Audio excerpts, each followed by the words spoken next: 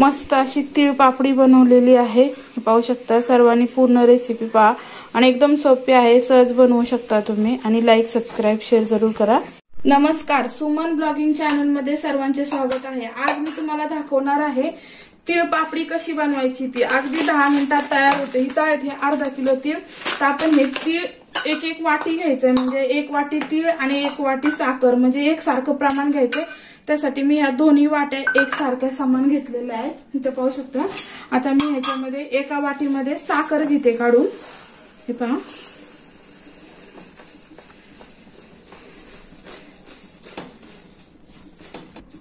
एक वाटी साखर घेतलेली आपण। आता 1 वाटी तीळ घेऊया।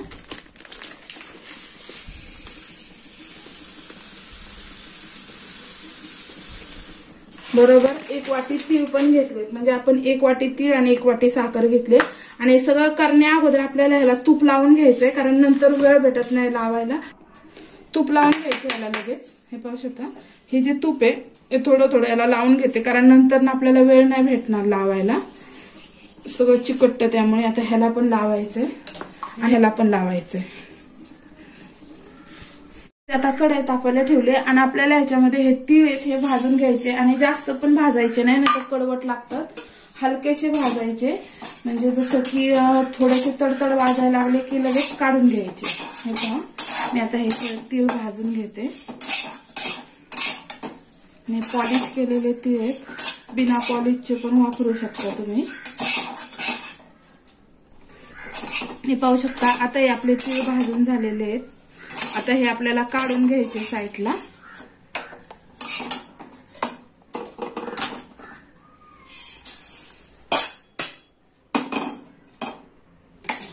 हे पहा, मी काढून घेतलेत। आता आपल्याला साखरेचा पाक बनवायचा आहे। आता याच्यामध्ये मी थोडंसं पाणी टाकते, 2 ते 3 चमचे पाणी आहे, जास्त पण नाहीये। हे पाहू शकता। आणि ह्यातच ही साखर पण टाकायची आपल्याला आणि बारीक गॅसवरती साखर उतरवायची, हलवून अशी। ह्याचा पाक बनवायचा आहे। आता हा पाक बनतोय आपला, आणि हा पाक आपल्याला 1 ताराचा, म्हणजे 1 ते 1.5 ताराचा बनवायचा असा। मी याच्यामध्ये थोडेस आपली ही पावडर टाकते इलायचीची। तुम्हाला आवडत असेल तर तुम्ही टाका किंवा नका टाकू, ती तुमची मर्जी असेल। हे पहा, मी पावडर याच्यामध्ये टाकून हा पाक एकसारखा हलवत राहायचं, बिलकुल हलवताना थांबायचं नाही। आणि बारीक गॅसवरतीच हा पाक बनवायचा आहे आपल्याला, एकसारखा हलवत राहून।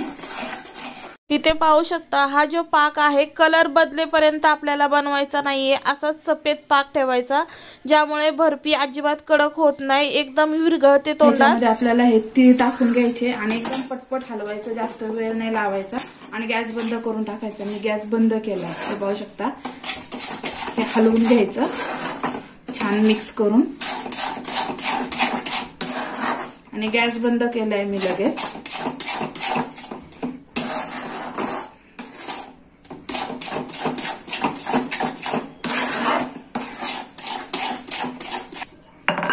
आता हे आपल्याला लगेच वतून घ्यायचंय। हे पहा,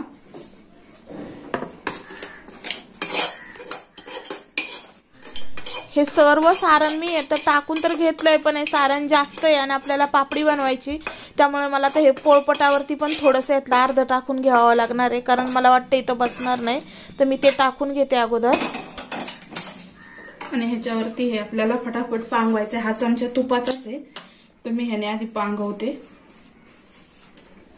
मग एकसारखं लाटून घेणार। हे पाहू शकता, ह्या पाटावरती बसत नव्हतं, जास्त झालं, पातळ बनवायचं आपल्याला, त्यामुळे मी थोडंसं परत इथं ह्या पाटावरती टाकले, म्हणजे पोळपटावरती पण घेतले आणि दोन्ही कपड लाटून घेतले। आता हे गार झालेले आहेत, आपण बघूया काढून ह्याची पापडी। कसं काढू, चिपकून बसले। हे पाहू शकता कशी झाली, आणि ही पटपट तुटते ही पापडी। हिला असं दाताखाली पण लगेच विरघळते, कारण हा पाक कडक नाही आपण केलेला।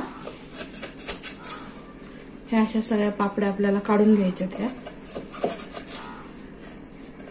ह्याचं जास्त चिकटले, त्याच्या पण तशाच आहेत.